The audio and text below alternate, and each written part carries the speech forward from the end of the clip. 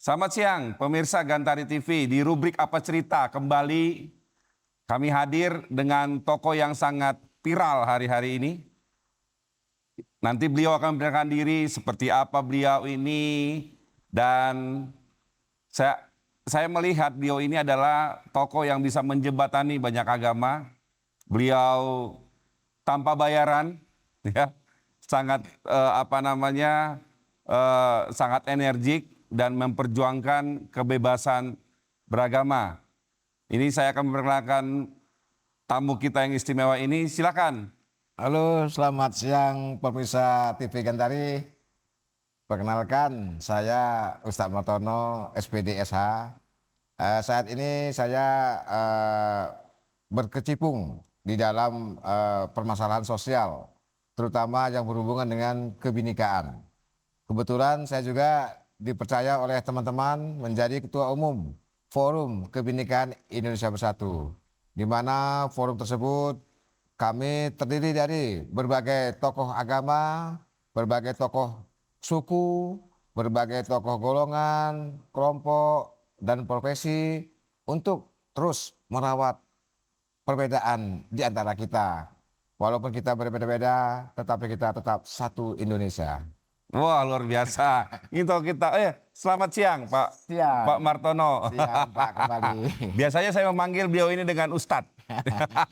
Pak Ustadz, ya kan? Ini lebih lebih familiar dengan Pak Ustadz. Kalau nama Martono itu orang nggak kenal, katanya kalau Ustadz ya orang kenal, ya kan? Ya, Pak Ustadz, terima kasih waktunya kita bisa bincang-bincang. Ya. FKIB ya, Pak? Ya, betul. Seperti apa FKIB ini sebenarnya? Ya, jadi kalau kita lihat dari namanya forum. Forum itu kan suatu lantai lah gitu, tempat forum kebinekaan Indonesia Bersatu.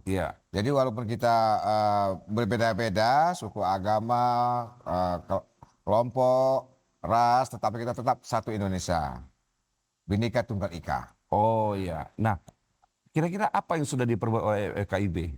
Ya, kita tetap komit untuk merawat yang namanya kebinekaan. Jadi jangan gara-gara kita ini berbeda, baik kita berbeda agama, berbeda suku, kelompok, kita terpecah belah. Karena memang perbedaan itu adalah sudah merupakan ketentuan Tuhan Yang Maha Kuasa. Kita tidak bisa menolak perbedaan tersebut. Kita harus merawat perbedaan tersebut menjadi semangat bagi kita untuk terus bersatu dan saling mengenal. Oh gitu. Nah, ini kan Pak, hari-hari ini kan Medan ini adalah salah satu barometer ya, betul. di negara ini ya, tentang keberagaman. Iya. Kalau seingat saya, Medan ini dulu adalah kota yang sangat toleran. Iya, betul. Dengan berbagai macam kegiatan beragama, bahkan tidak jarang dalam keluarga itu ada yang Kristen, ada yang Islam, ada yang Buddha, gitu ya. Dan mereka bisa duduk bersama. Tetapi hari-hari ini saya memperhatikan ada gesekan nih. Iya, betul. Beberapa yang ada yang pelarangan pembangunan gereja, ada wihara. Nah, bagaimana sebenarnya Bapak melihat keadaan ini, Pak? Iya, saya pun sebetulnya merasa sedih. Kalau kita dulu lihat di zaman-zaman kita saat kita masih sekolah SD, di situ tidak ada kelihatan perbedaan. Sama kita. Tetapi saat ini di awal-awal reformasi tahun 2000-an itu sudah mulai nampak terkotak-kotak. Sehingga yang beragama Kristen temannya beragama Kristen, yang beragama Islam temannya beragama Islam. Jadi saya rasa kita ini sudah kehilangan jati diri. Kehilangan jati diri. Karena kita tidak tahu lagi apa sebenarnya ideologi bangsa kita ini. Karena dulu ketika kita masih anak-anak, kita kan masih dipelajari pendidikan moral Pancasila. Di mana di dalam PMP tersebut kan diajari bagaimana budaya kita yang toleransi, tepat selera, tenggang rasa, gotong royong. Tapi kan itu sudah tidak ada lagi di masa-masa sekarang ini. Jadi ya kita tetap terus merawat perbedaan tersebut agar jangan menjadi sumber perpecahan bagi kita. Nah, eh, saya dengar-dengar ada beberapa pasal di SKB 2 Menteri yang apa namanya, yang mungkin ini banyak orang tidak memahami. Bapak bisa jelaskan ini, SKB 2 Menteri Iya. ada beberapa pasal yang ayat yang apa namanya, yang kemudian ternyata pendirian rumah ibadah itu hanya untuk sekelompok golongan atau seperti apa sebenarnya? Ya, memang untuk membangun rumah ibadah itu semua diatur di SKB 2 Menteri. Iya. Jadi sebenarnya SKB 2 Menteri tersebut itu hanya untuk mengatur sesama umat beragama, Oke. bukan untuk mengatur antar umat beragama. Hmm. Jadi kalau ada seperti saya pernah menangani masalah penolakan ibadah gereja jemaah ya, gereja Elim Kristen Indonesia. Itu saat itu menggunakan gedung Sujuya disewa untuk dijadikan tempat ibadah. Namun ditolak oleh sekelompok orang yang justru di luar agama Kristen. Hmm. Sebenarnya di SKB 2 Menteri tersebut tidak mengatur hubungan antar agama. Oh. SKB 2 Menteri tersebut mengatur sesama umat beragama. Oh, berarti intinya gini, kalau misalnya dalam kelompok Kristen misalnya bangun gereja, lalu mereka tidak setuju dengan pembangunan itu, maka itu harus menggunakan SKB 2 Menteri. Iya, Kira-kira kita lihat seperti itu. dulu yang nggak setuju itu siapa? Apakah umat Kristen atau umat Islam atau di luar Kristen lah ya? Oke, Kalau dia di luar Kristen, nggak ada hubungannya dengan SKB 2 Menteri. nggak ada hubungan. Tidak ada Oke, hubungannya, berarti tidak itu cuma diakomodir oleh antar SKB 2 golongan Menteri. aja. Iya. Oke. Contohnya ada pembangunan gereja, tetapi yang menolak umat Kristen, menggunakan SKB 2 Menteri. Ada pembangunan vihara yang menolak umat Buddha, menggunakan SKB 2 Menteri. Ada pembangunan masjid atau musola yang menolak umat Islam, menggunakan SKB 2 Menteri. Oke. Tapi ketika ada pembangunan gereja yang menolak di luar Kristen, nggak ada urusannya dengan SKB 2 Menteri. Nggak ada hubungan. Tidak ada hubungannya. Oh, Jadi itu yang perlu kita dudukkan, luruskan Nah, pemahaman itu. Pak Martono ini, Pak Ustadz ini kan banyak berkecimpung di bidang sosial Iya, kemasyarakatan. benar. Saya mau tanya nih, Iya. biaya dari mana sih bisa melakukan itu?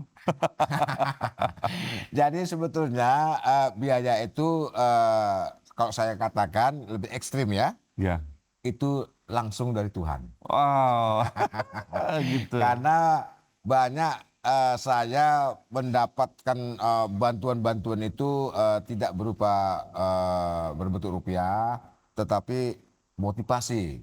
Semangat dari teman-teman itu sudah merupakan modal utama bagi kita untuk terus bergerak. Oh, Jadi ya memang betul kita setiap bergerak itu kan butuh biaya, Iya, iya. pastilah, Iya. ya kan. Tapi bukan itu tujuan kita hanya gara-gara tidak ada biaya kita tidak bekerja, tidak. Tapi alhamdulillah puji Tuhan, Tuhan masih memberikan rezeki kepada saya untuk terus bisa merawat kebinekaan. iya. Nah, bagaimana dukungan keluarga, Pak? Ya, memang sebenarnya kalau paling utama kita ini memang dukungan keluarga, Iya. terutama anak istri itu pasti. Kita tidak bisa berbuat banyak di luar membantu masyarakat kalau keluarga, istri atau anak tidak mendukung. Tapi alhamdulillah puji Tuhan, ya justru istri saya dan anak-anak memberikan support, semangat bagi saya untuk membantu siapapun yang membutuhkan.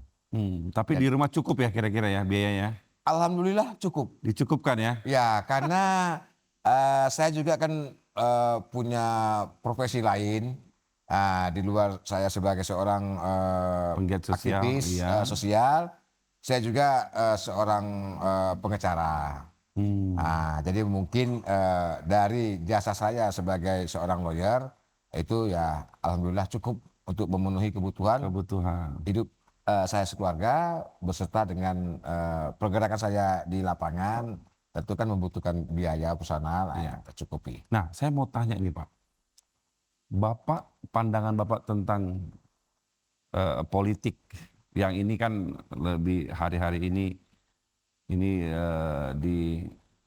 lagi masa-masa politik nih. Iya. Ya, ini sangat karena ini presiden, Iya. kemudian legislatif ini Iya. disatukan nih, ada Iya. beberapa yang gubernur Iya, ataupun bupati yang betul, ketempatan bersama-sama. Nah, pandangan Bapak tentang politik ini ada nggak pengaruhnya ke apa namanya dalam keagamaan misalnya? Seperti apa pandangan Bapak tentang politik ini? Ya, sebetulnya kalau kita ini kan selaku bangsa Indonesia tetap politik kita seharusnya sama. Kita itulah berpolitik secara kebangsaan. Kita tidak berpolitik praktis. Iya. Namun di lapangan saya lihat, sama-sama kita lihat banyak simbol-simbol agama ditarik-tarik ke ranah politik untuk mendapatkan suara. Sehingga dengan menarik-narik simbol-simbol agama itulah yang bisa membuat perpecahan. Perpecahan. Karena agama itu kan berada di semua golongan. Dia tidak berada di semua tidak berada di satu golongan. Agama itu berada di semua golongan.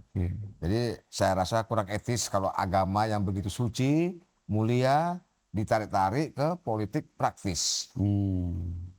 Itu saya lihat. Apa usaha FKIB dalam masa-masa politik ini? Apa yang dilakukan? Misal apakah ada sosialisasi tentang politik atau sosialisasi tentang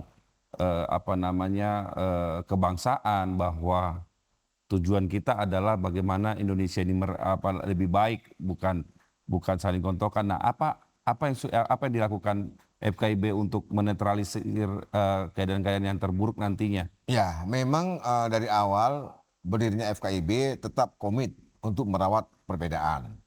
Tidak hanya perbedaan agama, suku, namun perbedaan politik. Jadi FKIB berada di semua golongan. Jadi kita sifatnya memberikan edukasi. Edukasi kepada masyarakat supaya berpolitik tidak hanya untuk kelompok tertentu, golongan tertentu, tetapi berpolitik untuk kemajuan, kebangkitan bangsa Indonesia.